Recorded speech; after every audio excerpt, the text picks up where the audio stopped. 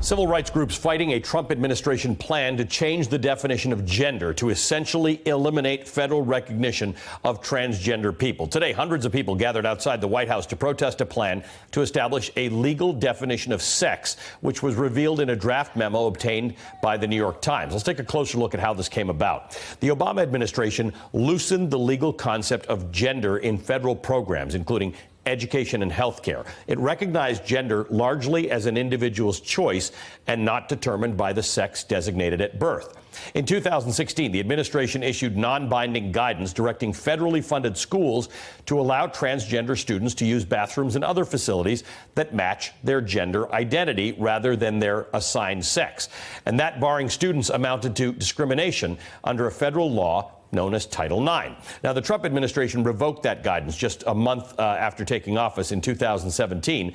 The government is proposing to define sex as either male or female, unchangeable and determined by the genitals a person is born with, and that any disputes would be clarified by genetic testing. This could have an impact on an estimated 1.4 million Americans who recognize themselves as a gender other than the one they were assigned at birth. This is a complicated issue. Joining us now to talk about this is New York Times Justice Department reporter Katie Benner, one of the reporters who broke this story. Now, Katie, the administration didn't pull this out of thin air. They're basing this on a 2016 ruling by a federal judge in Texas about a civil rights statute that's embedded in the Affordable Care Act, or Obamacare. What is it about? So, of course. So, HHS is saying that if you look at that statute, if you look at what happened with the Affordable Care Act, there were questions around the definition of sex, of gender, because in society in the United States, people were starting to see that as more fluid, especially younger generations.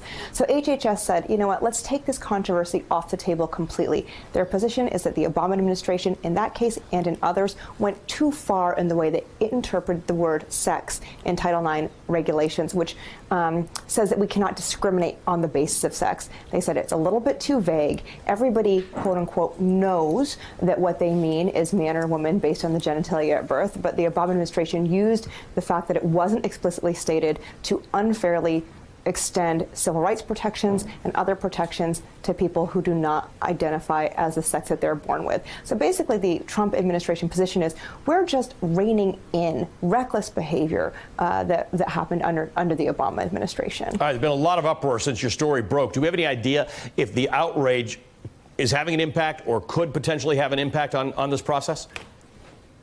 I don't think that the Trump administration is going to really respond to outrage on this topic. I mean, there's certainly been outrage on this topic before. I think that the way we need to think about this from their point of view is that this is a race against the clock to some extent. There are court cases winding their way through the system, and there are also regulations that need to be put forth by both Health and Human Services and the Department of Education.